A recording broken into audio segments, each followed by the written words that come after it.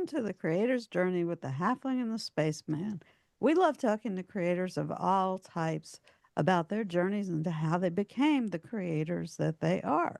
And we are so thrilled to have with us a couple of people that are part of Tabletop Journeys. And Hey, Halfling, these are our people. I know. Tabletop. I know, absolutely. Let's hear it for tabletop RPGs. Let's We'll get that going. go. We'll get that going before we even get started. Um, and they have a podcast with D&D content, and they're also it covers all types of role-playing games. They Not got both kinds of role-playing What? games, Dungeons and Dragons. You gonna let me finish? All right. Okay. But it covers all different types of tabletop RPGs, and they also create uh, was it third party content? Yeah, third party content, largely for Dungeons and Dragons. Yeah. Yeah, Yep. yeah. Okay, all right. So we want to welcome to the show Josh and Lewanika. Thanks, guys, for joining us. It's great to see y'all. Thank you so It's very much great for to having be us on. seeing you. Yeah. How are you guys doing today? Oh, fantastic. Very good. It's a Very good. beautiful June day here. We're both up here in the Northeast. It's a beautiful day up here. The humidity is broken a little bit, which is nice. So yeah, it's fantastic. We're doing great. Really happy to be here today. I am blessed to be sitting in the AC as I edit podcast episodes Amen. for the future. I did put out some iced tea because even though I'm from the Northeast, I love me some Southern style iced tea. So I've got a couple jugs out on the deck, and I'm ready and can't wait till about 10 o'clock when I can throw some ice on it, and it'll be nice and perfect. You ready to go? Okay. Well, thank y'all for taking the time. We're gonna go ahead and just dive right in, if that's all right with y'all. Oh, absolutely. That's what we're here for. Yeah. So, so for each of you, I'd like you to sort of give a little bit of background, and I'll let you fight over who wants to go first. Roll die to see who goes. I was going to say, we traditionally on our show will roll initiative to go ahead and see who gets to go first. You got a D20 handy, Lewanika? I do not, because I was editing, not playing. But I'll tell you what, Josh, I will let the younger man go first. That way the better looking man can go. And the modest one, exactly. Yeah.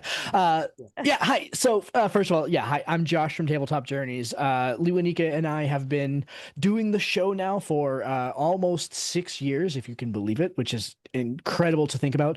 But we have been friends for close to 30 years. We've known each other since way back in the day, and really it was Dungeons and Dragons and role-playing games in general that really kind of built our friendship. We actually met playing in a live action vampire game way back in the late 90s, and so back when rocks were soft and we wrote on slate with chalk, and that was really kind of where our friendship blossomed and burgeoned. Again, we started doing the podcast close to 6 years ago now, and we'd always kind of thought that we would do some sort of like creative project like this together, and it took a long time to kind of figure out what it was going to be, but really, really grateful that we finally kind of took the leap. And then, gosh, probably 3 or 4 years ago, I guess, we started doing our own creative content.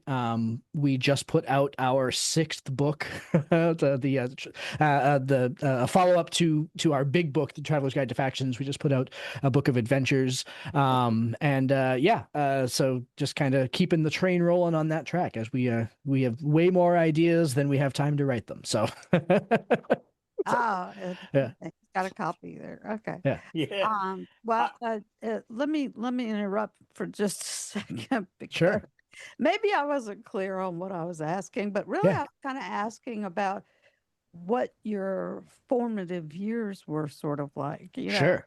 as you were growing up. Oh You, gosh, you've yeah. already skipped into like three or four So that's what I do. Yeah. questions Uh, down. gosh, So, yeah. so do tell us a little Yeah. bit about your, about your growing up years. Sure, yeah. So okay, cool. I'll go back even further. Right? How much time do we have here? That's a so I started really playing Dungeons and Dragons when I was about 12 years old or so. Okay. I was born in South Boston. I grew up in northern New Hampshire. And then but really kind of got into role playing games early. It was kind of one of the things that my friends like to do. And then I went to both my bachelor's and my master's degree are both in music actually, which meant that I worked as a computer programmer for about 25 years Oh, because wow. there's so and then recently left my job in the computer industry to run a furniture restoration store with my wife, which has really kind of allowed me to do a bunch of kind of creative endeavors, including this podcast. I have two kids. My oldest is 25 and lives in Brooklyn. My youngest is 3, and she keeps us very, very, very busy.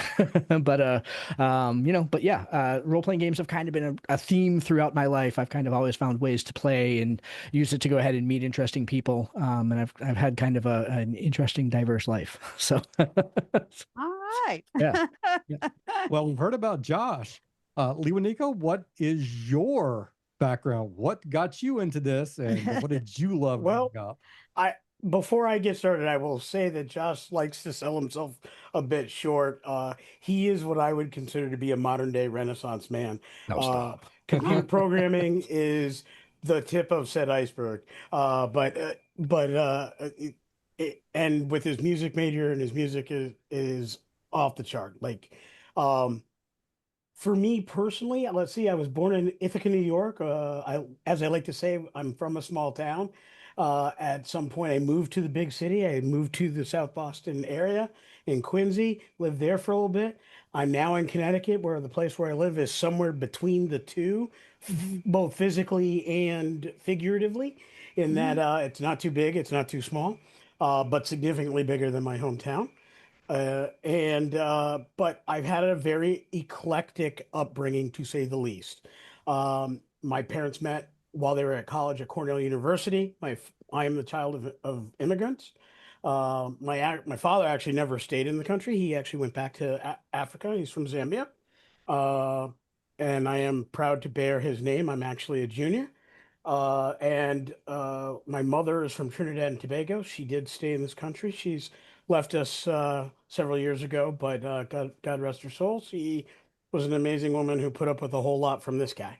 Uh, but Growing up, because of the type of work and the type of education and the educational environment that is very unique to Cornell University and its environs, I was really blessed with the most interesting education. One of my mother's family's friends was the dean of law there. So I, as a young child, like hung out in the law library while my mom went to class. And I got to sit in on the dean's office hours all the time and learn lessons from him. Wow. One of her friends owned a restaurant. I used to hang out there after school and bus tables, but he was also a professional chess player and backgammon player.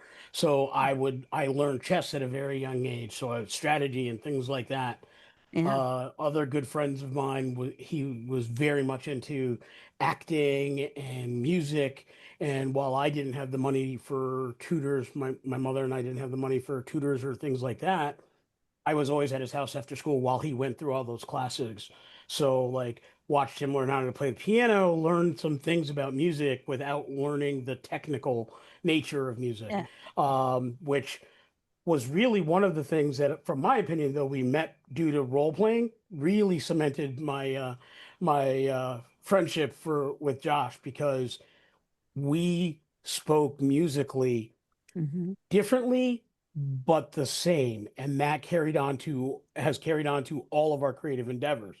I would liken our writing style in my opinion, to be something akin to Paul and John Hmm. or Keith Richards and Mick Jagger. There's a joke in there between Josh and I about those two mentions that folks will have to check us out on the Discord and ask us about that. But exactly. we have this way of kind of getting into it about creative things while still recognizing each other's talents, takes, and perspectives. And we will hammer at things for hours, days, even. But we always come back to we know we're both trying to get the absolute best. And usually that is when we have the worst of those tussles. It's mostly because one of us misunderstood some element of what the other was saying, and it really does go both ways. And I honestly think it helps create the best stuff.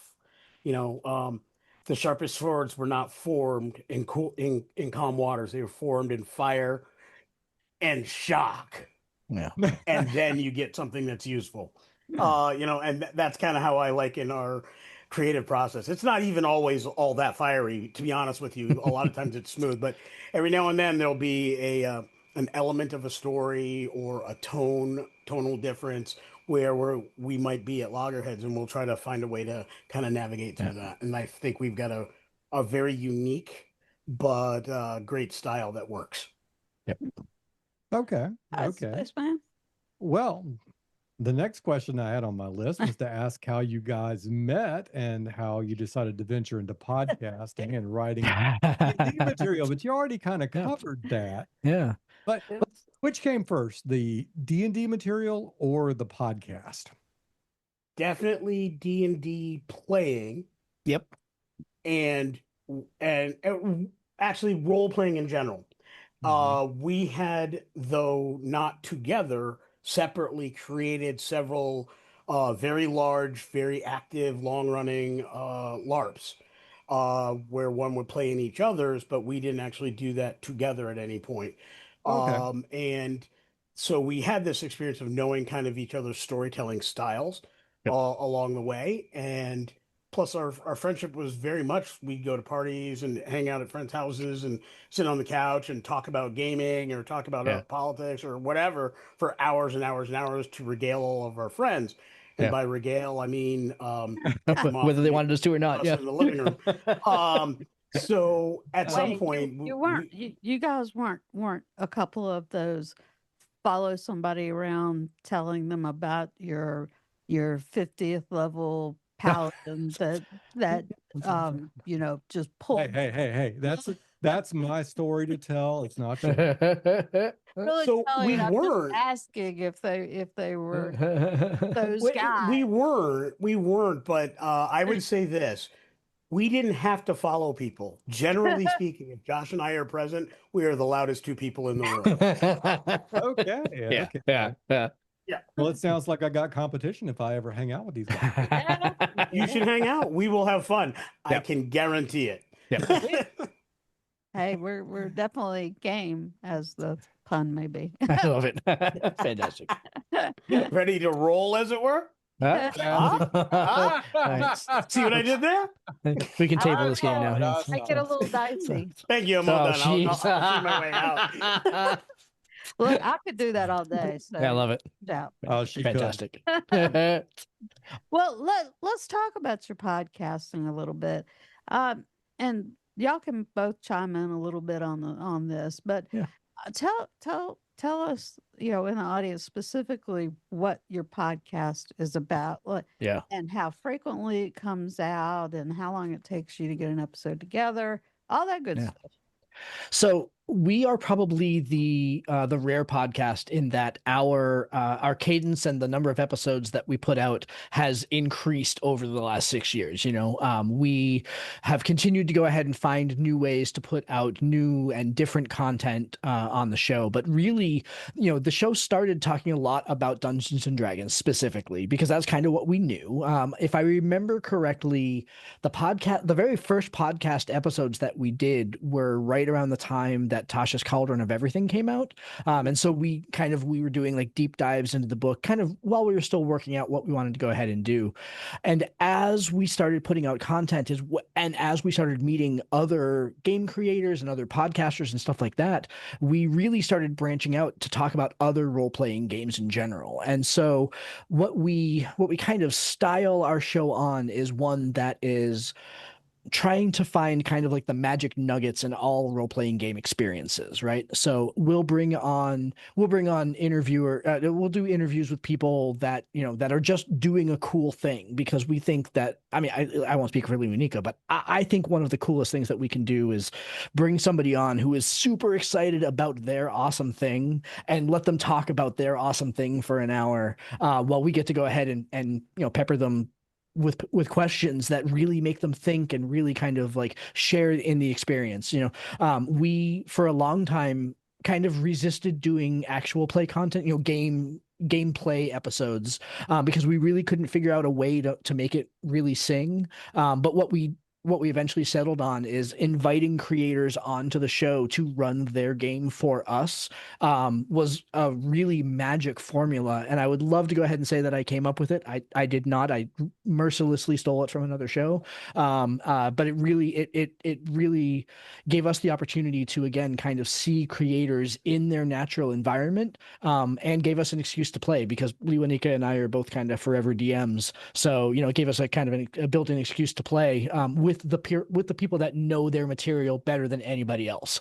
And so our show has gone through a bunch of permutations. No podcast survives for 6 years without changing a lot. And so, you know, we've kind of gone all the way from, you know, we still do our weekly Star Trek Adventures actual play that comes out every Tuesday. That's beginning season number 4, right? We're Yeah, in season number 4. 4. Second episode drops Yeah. this Soon. Tuesday. Yeah. At the time of this recording, I was Yeah. actually Yeah. editing that episode right up Yeah. until it's time Yeah. to sign in. So we do everything from, you know, actual play episodes with 7 or 8 people on the line to Lewanika and I have both started doing kind of solo projects, where we kind of talk about our aspects of the tabletop role playing game scene or the content creation scene that really kind of resonate with us in that particular moment. So kind of gone from both like a 3-person show to both bigger stuff and smaller stuff and kind of everywhere in between. So Sounds Yeah, cool. I would add that, you know, Josh said that we've had changes over time, and that is absolutely correct. Like at one point, we did what we called side quests, which is we would have a special episode that we'd air every so often that was on whatever the Marvel superhero show was at the time, or whatever the genre show was. Loosely, at times, we were trying to connect it to the gaming experience. I think the one time that hit really nicely was when we reviewed Mortal Kombat, Mortal Kombat, the I was more gonna say, recent yeah. one. That was Yeah. an amazing episode. When we started doing a lot of interviews with folks in the actual plays, we started our own actual play. Then we started Star Trek, um, and that has been very popular and a huge boon for us, and a lot of fun for us and our patrons. And so what we've done is continued that. So Tuesday just has become Star Trek Tuesday. Even if we're not airing an actual play, we have Star Trek content. And the switch from the big, long, hour-long form episode every Friday to 2 different that air kind of intermediately, smaller, you know, 10, 15 minutes, occasionally a half hour for long-winded episodes, was largely based on time. We were really getting into writing a lot, Mhm. and the ability to write consistently, make the deadlines that we were setting for ourselves, and support our fans and audience members who want our material. It was really tough to do the big show and all the edits and all of that. So being able for us to guerrilla style do a 10-minute bit here, a 10-minute bit there. You know, this week I did like 2 in a row, so we're good Yeah. for 2 weeks. You Yep. know, Josh has one in the can as well, so we were good for 3 weeks there. That Mhm. way, when something big happens and we want to do the big show with everybody, we have the bandwidth to be able to do that. Yep. Yeah, we went through a change in our podcast because we started out as basically an hour long show, and doing it once a week. Yeah. We were trying to do it once a week, and sometimes the shows would go longer than an hour, which was fine. Which was fine. But we we started going down a couple of different side projects Yep. that are coming to fruition now, and we realized that we could not continue to put the same effort into an hour-long show. Yes. So we split it up. We like you said, Time is the creator's enemy. it Yeah. really Yep. is. Yeah. So we do the half-hour shows now. Yep. Yep. So All yeah, right. so we got that. Yeah. Yeah. As long as I have, as long as I need a full-time 9 to 5, so I've got good benefits for my wife and kids. Yeah, time will be that enemy. If I can Yeah. beat that, then I will have mastered it. There you go. I hope. Well, let's all pray that one day that we'll have all the time we need to do all of this. Oh, from your That would lips be to God's wonderful. ears. Yeah, please. And, Yes. and the money. And the Yeah, money. yeah, And the right, money. yeah. Yeah. Yeah. Yeah. Well, that would be the vehicle, as it were. Yeah, right. All right, let's bring it back over to the spaceman. And this Spaceman. is a question for each of you guys.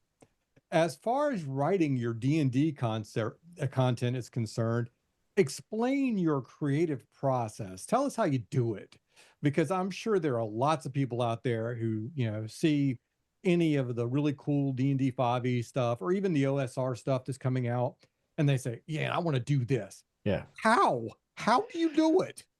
Boy, there are a million answers to that question, Spaceman. Like, just go ahead and say, because I mean, I could sit down and talk to you for an hour about how you physically do the layout and how you do all that stuff. But really, I think for both of us, it starts at the table, and it starts with our approach primarily as storytellers. We want to share an experience with our players.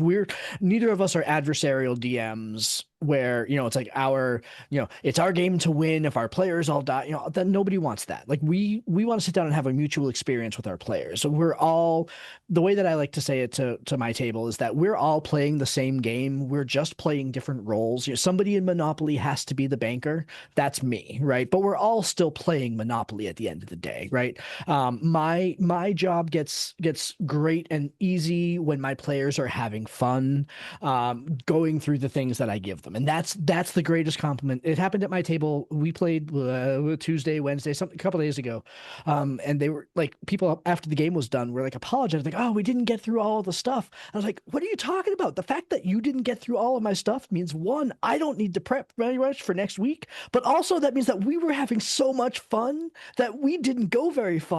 That's the best thing ever, and so I think for me anyway, our content creation starts there. It starts on the things that we would want to do with our table and the stories that we want to tell, and then from there is really, when Lewanika and I will start ping-ponging ideas back and forth. Like, we wrote this factions book because we wanted to go ahead and tell stories about groups of people that were influencing the world in weird and unusual ways, through fanatical or hidden or whatever kind of methods that they use. And then from that book came out the idea that, well, now that we have all these kind of like all these like these good guys and bad guys and allies and enemies and all that, they need stories, right? And so that's where the adventures come from and everything like that. So that's for me where it comes from, is the desire to share stories. Yep. My answer to that question, and all of what Josh just said is accurate. But if I were to take the question to its more direct and mechanical roots, I would say for me, I begin a given story by a couple different methods. We have been hired to write stories, so we have been hired to, somebody has said, "Hey, here's an all call. Give me 3 ideas for this type of situation." That sets itself. Then you just write to that and you're good to go. We have also written stories to carry on other people's work or other IP's work, right? Like I've written adventures, like I write adventures for Star Trek. Initially, a lot of it was, let's just carry on a story hook that never got picked up in Next Generation. But writing the actual individual episodes or the individual missions or adventures, depending on your game system, that process for me really starts with, what kind of story do I want to tell? Is this going to be a dramatic story? Is this going to be an action story? Is this going to be, or what kind of action story? Is this going to be Indiana Jones style fetch quest? Is this going to be something like Sinbad? And I mentioned that because a couple of the stories I'm working on right now as we speak are mostly because as a kid I loved those old Sinbad the Sailor movies. Oh Me yeah. too. I Oh Yeah. man. and I absolutely wanted to recreate that at the table. So that was the germ of the idea. And then I was like, okay, so if you're going to do a Sinbad the Sailor movie, one, you got to have boats. One of our factions has boats. Hmm. That part just had already been written, so that was right there. Then it's like, okay, so you need to have a MacGuffin. Well, Josh had previously worked on and written, and we published this lovely book. Let's see if I can get this so it shows up on Yeah. camera. Relative Power, which is just a book of all kinds of lovely MacGuffins. What, 54 So then it MacGuffins? was, yeah, it was pick one of those that can be the MacGuffin for this tale, and and then put it someplace. And then it's like, well, of all of these stories, what are some cool things that we've done? Well, there's this. Obviously, you're going to fight some natural creatures. You're going to fight some fantastical creatures. You're going to fight some zhuzhed up creatures, and it's just literally picking out cool scenes, but doing them slightly different. Everybody has seen ships get stuck in the water. I did it as stuck with sharp razor vine eels, a creature we created. The one I'm working on, or the scenes I'm finishing up now, or other things. I won't get into that just yet because they're not really finalized. But it's more like that's a cool scene. Let's do that. Sometimes when I write other things, it's like I was walking in a mall and I saw a vantage point. I'm like, this would be cool. The mall near me closed recently, and I saw a bunch of pictures, and I'm like, that would be awesome. So I literally wrote an adventure where my Star Trek characters were in this space station in this mall-like area, and I basically described the scene like the mall, but had it Star Trek out and created a whole encounter scenario based on just a visual I have. Sometimes it'll happen while walking in nature.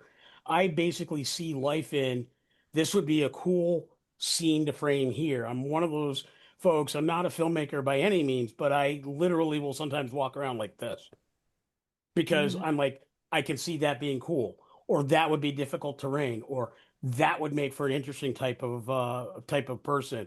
You're standing in line and somebody's being really mean to the tellers. I'm like, I can base a bad guy on that person right now, and I will do that. I am such a people observer that is literally my process. I take the things I see and I convert them to the genre and the medium that I'm working in.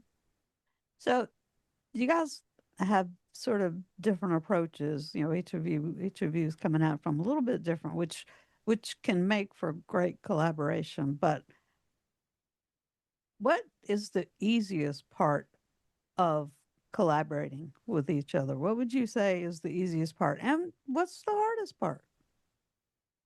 Hmm. I'm going to hazard a guess that the hardest part is my brain. Yeah, I mean, and this is not meant as an excuse, but it's more of this. It is legitimately something that we deal with. My ADHD as well as my CTI situations make certain memory things very challenging for me over the years. Between my wild youth, my time in the military, and my time playing semi-pro football, I've had a number of concussions. So there are some things that are very challenging for me to remember. And Josh jumps through a lot of hoops to try to do things in a way that will help me remember Yeah. where things are so that we don't have like lose a lot of time and traction getting things Yeah. done. So from my perspective, that is probably one of the hardest parts about Yeah. collaborating between the two of us is the fact that I am constantly looking for tricks and techniques to not forget where things are. Yeah. And my medication helps greatly. But like when I am not able to have my medication for whatever reason, it is noticeably more difficult for us to work. Yeah. I think that for my part, the hardest part is time, right? It is like we were talking, like we have all these ideas and all these things that we want to do, and just much like podcasting takes way more time to actually put it together than any like if we had known how much time podcasting takes, would we have done it, right? Kind of thing, it takes so much more time than people I think realize to go ahead and put. Writing books is exactly the same way. Like we have, it takes an inordinate amount of time to go ahead and put the stuff together. And so the coordination on, okay, well, if we want to put this out on July 15th, we need it done by the end of May so that we have enough time to go through all the steps to get it from where the writing is done to when it actually appears in book form. So it's like we're always kind of wrestling against the time, and I think that every content creator would say the same thing, and anybody that has ever backed a Kickstarter knows that the easiest thing in to say in Kickstarter world is when a project is going to be done, and the hardest thing in the Kickstarter world is actually getting it done by that date, right? And I think that the easiest thing for me is that while Lewanika and I have different kind of approaches, we know that we're approaching the middle from different sides. I always know where his experiences are going to show up in the game. Like I know that where his feedback is coming from is how it is going to play at the table. He's going to use his vast experience of playing at conventions, in short form games and in long form games and everything like that. And he's going to be like, I like where you're going, but this isn't going to play well for XYZ reasons. And then once we kind of get through that, once we kind of hammer that out, then it's like, okay, the goal is to go ahead and make it fun for the people on the other side of the screen. So I know where his feedback is bringing, even if there's a lot of discussion going back and forth on stuff. Wow. And Yeah. and Alright. and for me, I would say the easiest part is just getting ideas from Josh or story ideas and then seeing how that can be in an adventure. Yeah. And then figuring out, okay, that is awesome. We could do that with this group or that group, or we could do that in this genre or that genre or what have you. And generally it's uh the ease is when we're tossing around ideas, we are usually very in sync with, I would say almost consistently in sync with, this is a top shelf, this needs to move to the front burner idea. Let's get on this. Or that's good, but it's going to need some work. Let's hold on to it. It's a hidden gem, but it's going to take too much work to get that in for this next project. Let's hold that back. And Yeah. we're both really good about keeping pieces of things. Again, that goes back to the music thing. Josh, from a musical composition standpoint, there's no real piece of bad music. There's just a piece of music that doesn't fit the composition you're making. And we write like that. Like we'll write a bunch of things and we're like, that's just not going to fit the tone as we've adapted it. We actually have folders of unused material. So whenever we start a new project, we will each go through that and say, do any of these fit the new project? If yes, we'll pull something out of mothballs, and then so we can start a little bit ahead of the game. All right. Well, guys, we're starting to run low on time, so I'm going to now get to the most important piece of the episode. Love it. Can you tell our listeners where they can find you guys, your products, and your podcast? Yeah. Absolutely. So, like I said, first off, thank you very much for the time today, folks. We have had a blast being here with you. You can find the Tabletop Journeys podcast primarily on YouTube and on Spotify. If you search for Tabletop Journeys, you will find us there. You can also go directly to our website. That is www.ttjourneys.com, where you can find links directly to our YouTube and Spotify channels, but also links to our content on DriveThruRPG, to any open Kickstarter campaigns that we have running, etc., etc., etc. And always, if anywhere on the interwebs, if you throw in the search for hashtag call your boys TTJ, that'll usually bring us to one of our posts. I try to Exactly. use that tag everywhere. Yeah. We'll have to remember that. Yeah. So that or I have a game mastering problem, I know who to shout out to. Absolutely. Hey, we're happy to walk Hashtag through call it. your boys TTJ. We're on it. Yep. We're also on Discord. Those links don't stay forever. So if somebody's interested in asking us those questions or what have you, Feel free to ask for the Discord link. We'd be happy to have you join the conversations we have there. Yep. Really good stuff. The folks there, we've got content creators, we've got content users. It's a great place to meet and talk about different games. And we also have a Patreon for those who want to support our show, and that would be www.patreon.com/ttjourneys. It's a great place to come support the show. Our Patreons have access to monthly games with our team, even guest DMs from time to time in multiple systems. There's usually a game or a game session of some kind each month, if not more. And we'd love to have you be a part of the whole conversation and have some fun. You hear that, folks? Reach out to these guys, touch base with them. We will make sure to get your links for contacts and looking at your content. Yeah. Put all that in the show notes. Perfect. But guys, we have had such a blast talking with y'all, and we really appreciate you both taking the time to join us today. It's been a lot of fun, and after the show, maybe not today, but at another time, we might want to get back in touch with you about a couple of things. A couple of cool and interesting things going on here at Space Yeah. Garden. Yeah. We'd love to talk more. Absolutely. Yeah, we'd be down. Absolutely. All right. And we also want to thank our listeners today, whether you're listening on YouTube, Spotify, iTunes, or any of the other various places, and Outworld Fleet Radio, by the way. We hope that you've been inspired and entertained by today's guest, Josh and Lewanika. And this is the Spaceman, Vope, the Halfling and the Spaceman podcast. Over and out.